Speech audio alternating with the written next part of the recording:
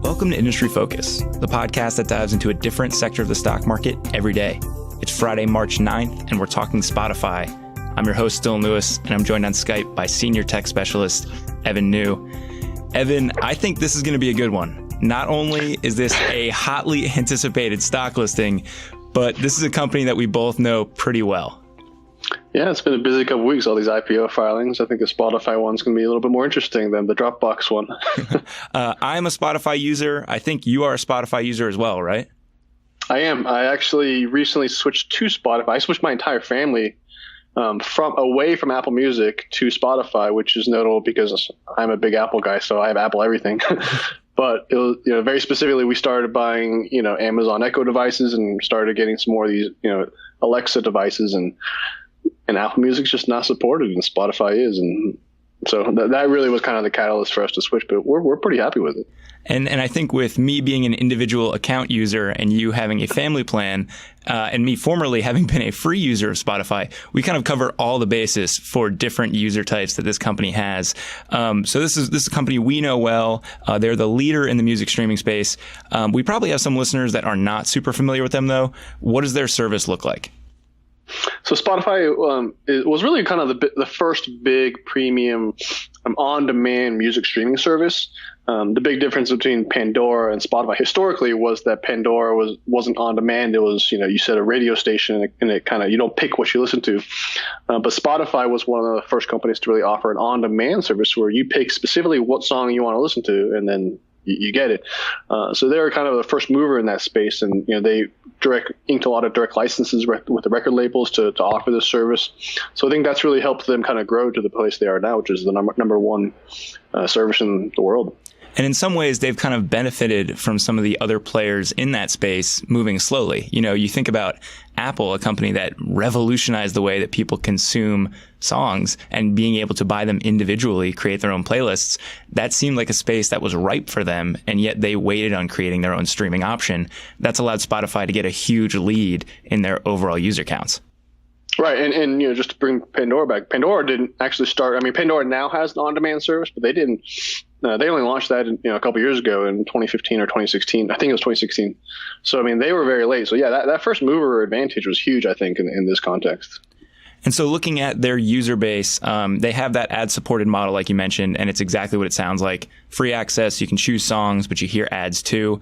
They have some limited mobile functionality with that ad-supported system. On the premium side, you get rid of your ads. You have offline listening for mobile devices, and you can get full control of your listening experience there. Their plans run from $9.99 a month for individuals up to $14.99 for family accounts, and they have student plans for $4.99 a month.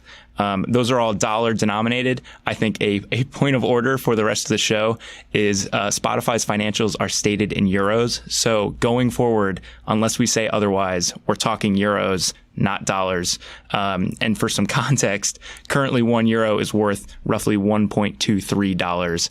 So I thought that might be helpful background and a good disclaimer to get out there before we get into the financial metrics discussion of the show. Yeah, you always got to remember what currency you're talking in. Before we get to currency, why don't we talk a little bit about some of the core business metrics, though? I think MAUs is probably one of the easiest places to start. Sure. So right now they have 159 million monthly active users, of which 71 million are premium paid subscribers subscribing to any of the plans that you just mentioned above. And that rate is actually higher than it was a couple of years ago. You go back to 2015, I think it was like 30% were premium, and now we're seeing about 44%. Some of that, I think, is the popularity of the premium offering. Some of that is kind of how they calculate that premium number. That's something that we're actually going to hit on in a minute or two. Something that's kind of incredible to me, Evan, looking at the breakouts of their different user types, is up until 2017, Spotify was actually losing money on their ad-supported customers.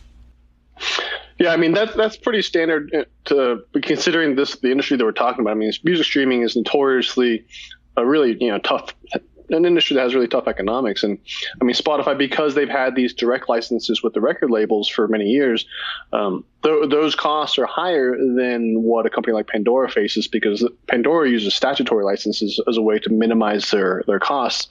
But since Spotify has direct licenses, which they've also recently negotiated, which we'll talk about later on. But yeah, the costs are just huge. And then when you're trying to monetize the service with ads, it's not a good experience for the users because, listening to ads constantly is just really kind of obtrusive. And at the same time, you're not really making a lot of money either. So it's just not really a great solution for anyone. There have been times where I've been at someone's house and we've been hanging out, like cooking dinner or something like that. And, we've been listening to Spotify on their account, and you immediately know when it's a free account when you're listening to like 2 or 3 songs, and then all of a sudden you're blasted with an ad for something that has nothing to do with the music you were just listening to. So like tires. It's just like random. Yeah, it's certainly a different user experience. And when you think about that price point of $10 a month, it's a pretty compelling offering given how big their library is. One of the other metrics, and this one might have people scratching their head a little bit with Spotify, is premium ARPU. And this is something that's actually trending down for them. It kind of helps to look at the mechanics of how these numbers are calculated, though. In 2015, we saw €6, just under €7 a month for ARPU. 2017, we're at just over €5 per month. And I think that this calculation, as well as some of the user growth that we talked about earlier, are kind of classic examples of why it's good to read the prospectus and read company conference calls, because you get the explanation of how these numbers are calculated and what is going on with these metrics. Right. So, certainly a lot of these bundled plans have, helped them really grow their premium subscriber base, particularly these family plans, because, any person that's a part of a family plan is included as a separate premium user. Yeah, so they might have one family plan, but 3, I think even up to 6 people on the account, which would all count as premium users for them. So that might be something that warps a ARPU number just because you have more users in that denominator. And that's something that management has been super open about and talked about plenty in the prospectus. One number that is maybe most impressive to me in the prospectus is their churn. It's obvious to me that Spotify has put together a business that people love and people are not leaving. Right. So, I think that they've put on some really good increases or improvements with bringing churn down, which really helps their retention numbers. And these are all related because in the statement, the filing, they note that while ARPU has come down as a result of them introducing these other products like family plans and student discounts, the natural effect is that ARPU is going to come down a little bit. But the upside is not only are they helping grow their service because they're getting more people in, they're really the retention of those products is really high. So overall, those products are helping them improve retention across premium overall. And if you think about it, think about like your cell phone family plan. The retention for those are really high too, because it's a pain. It just raises switching costs if you're trying to switch everyone over from one service to another. But unlike cell plans, which are still mostly commoditized, Spotify is heavily personalized. So each person has their own very personal account. That, the more you use it, the more it knows you, the more personalized it is, and the more entrenched you become with it over time, because it just understands your musical preferences. Now multiply that by 4 or 6 people in your entire family, and now it's a huge cost to switch an entire family plan to a completely different music streaming service that you have to get to know completely again. You got to retrain their algorithms and all that stuff. So I think it is good for the business in that sense, because it does bring down ARPU a little bit, but I think it's well worth the benefit of higher retention. Yeah, it keeps things sticky. And when you're talking about a product that costs $15 a month, you'd have to be saving a lot of money to overcome all of the painful switching costs you mentioned. If you want that actual churn figure, it was 5.5% in 2017, down from 7.7% in 2015. So less people are canceling relative to the overall number of premium subscribers out there. Evan, looking over at the financials, I think the first place you start here, the top line, and the growth has been pretty strong there. The company pulled in 4.1 billion euros in 2017, which is up 39% year over year. And when you look at the breakouts, it's pretty clear this company is reliant on the premium side of their business for most of their top line. Right. So premium subscriptions represent about 90% of revenue, which, is pretty telling, because it's if we looked at that user base breakdown, 71 out of 160 million. So, it's less than half, but they're carrying 90% of revenue. And something kind of encouraging also in the financials is you look at what's going on with gross margin. It's currently at 21%, up from 12% 2 years ago. Some of that is that mix of profitability we're talking about, where even though most of the money was being made off of premium users, the fact that free users were losing money for the business obviously weighed on what was going on the gross margin side. Now that they are gross margin positive on the free side, that's obviously going to help a little bit too. Right. And I mean, the record label, the royalty cost of the record label is really the big piece that we're talking about here, because that was about 80% of revenue in 2017. So these costs are enormous, which is really tough to kind of squeeze out any type of profitability, because you don't have a whole lot of money left over to cover all your operating expenses. Yeah, even for that increase in gross margin that we're seeing, that still means that licensing costs and royalty payments are eating up about 80% of the top line. So that means that a lot of the cost savings, even as they renegotiate deals and get more favorable terms, aren't really coming down to the bottom line, because as a percentage of sales, you look at their research and development costs, their sales and marketing, their general expenses, all of those were up in 2017.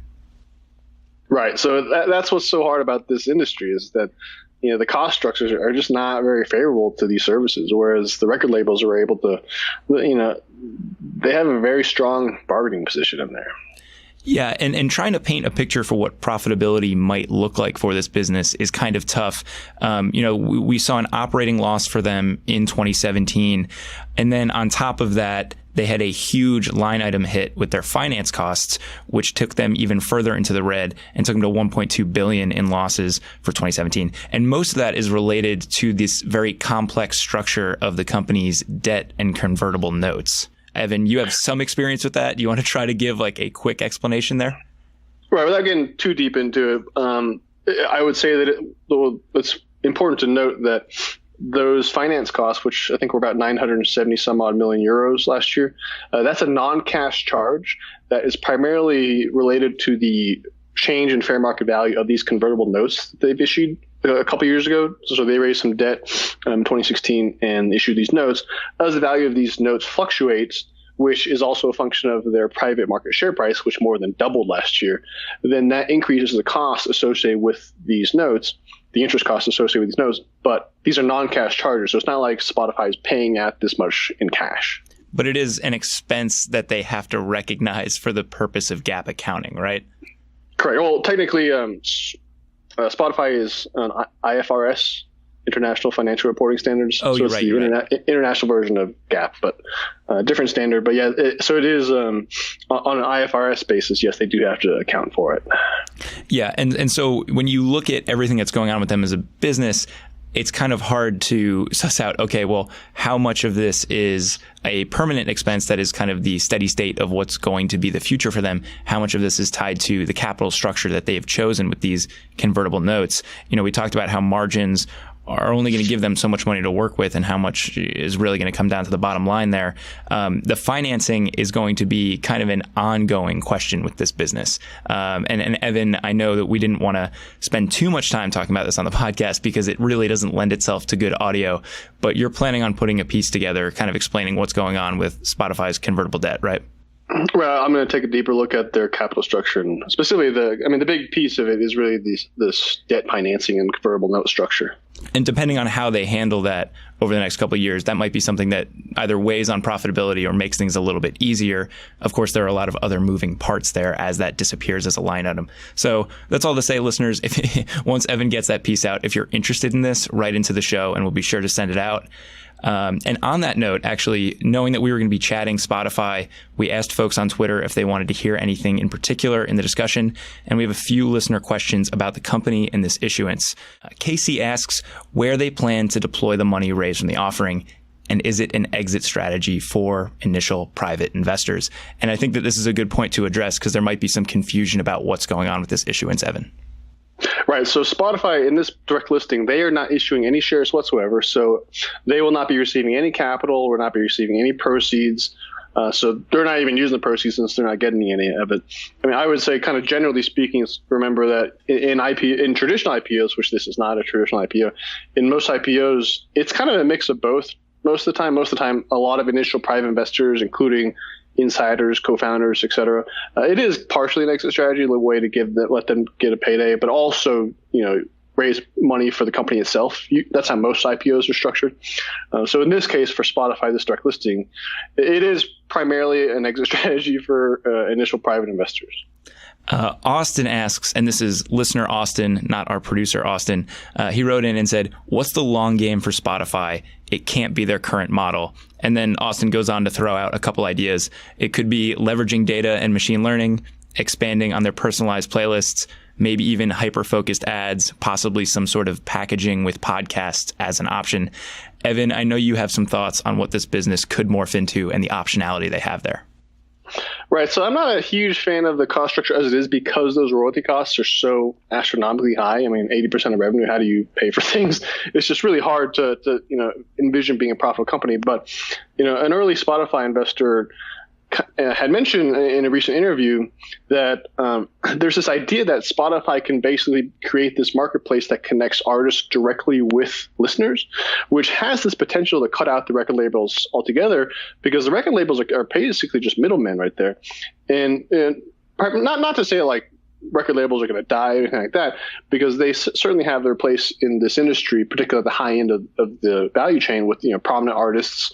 But if you think about little guys, like little up and coming artists, if you can remove the middleman and just appeal directly to your users, you have a pretty good opportunity there to Spotify can cut out this huge cost.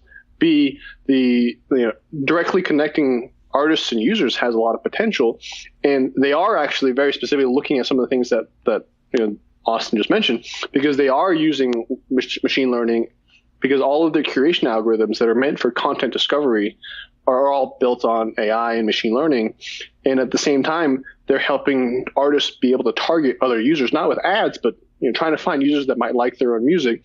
And they also deliver analytics to artists. Like they're even starting to provide creative tools. So they're getting into this. They just started this new lab last year to create a bunch of tools artists can use to make their music.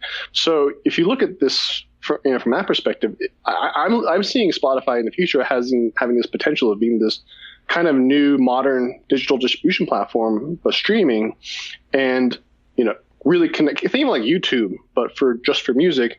So YouTube is another platform that got big by connecting people directly and providing all these different types of tools to help content creators build their businesses, you get analytics, you get all sorts of stuff. So I think that's really exciting. And they make some references to this in their filing, but nothing really concrete yet. And certainly nothing that's, financially meaningful quite yet. But, if we take a step back and zoom out, 5-10 years in the future, that would have me excited. Yeah, and actually, I think Austin makes a very interesting point with the podcasts in kind of the last bullet there, because you think about ad fulfillment for podcasts.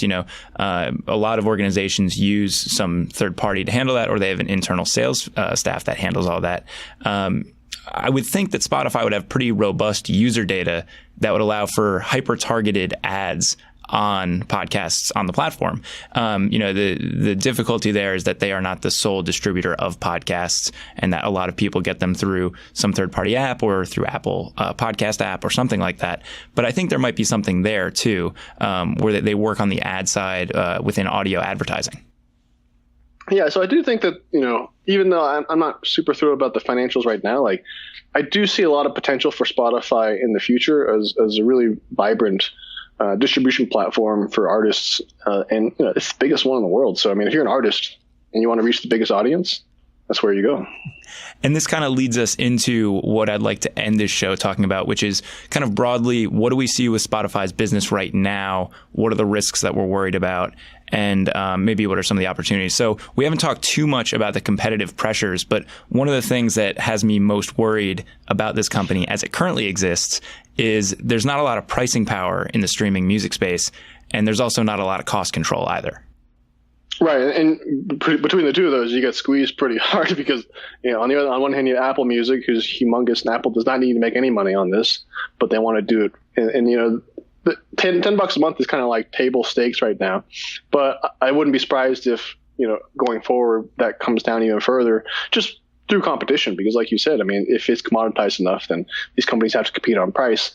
I mean, I do think Spotify has other ways that they differentiate themselves because, for example, they're ubiquitous. Like they have so many third-party integrations, from gaming consoles to phones to cars to high-end audio receivers. I mean, Spotify is just literally everywhere, and it's also cross-platform. So, whereas Apple is only targeting iOS and its own user base, Spotify targets everyone. So I think that there's, and that scale really gives them the amount of user data that they need to be able to personalize these things and target these things that we were just talking about. So I do think that they have some advantages. Yeah, it's certainly a business that in 5 years could look a little different than it currently does. For the sake of people who currently own shares, I kind of hope it does, because we've seen a lot of companies struggle to make it work in the music streaming space. I think Pandora is probably the biggest one. And, we talked about some of the more music industry relevant things that Spotify could do. Those are things Pandora tried to do. They acquired Ticketfly and tried to, kind of branch more into like the event marketing side and ticket fulfillment side of that business. And then they later divested those assets. That didn't work out very well. That could be Pandora's execution. That could be that simply tying those two worlds together is maybe a little bit more difficult than people give it credit for. But I certainly think that those options are there for Spotify. Right. So I think that, there is some potential to really kind of expand this. I mean, yeah, like the ticket booking thing that Pandora, I think that was kind of a misguided effort to pivot into this other area that they thought they could make more money, whereas they didn't even have their core music streaming business down very well. So that was kind of a weirdly time moved on Pandora's part. But, I do think that this idea of Spotify becoming a kind of more direct distribution platform has a lot of potential and is much more, directly related to its core competencies.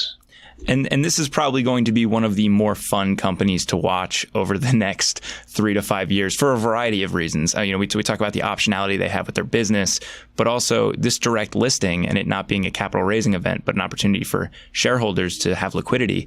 That is something that we haven't really seen for a business that has this much drummed up interest for it. So there's that. And then there's also the incredibly complex capital structure that they've chosen.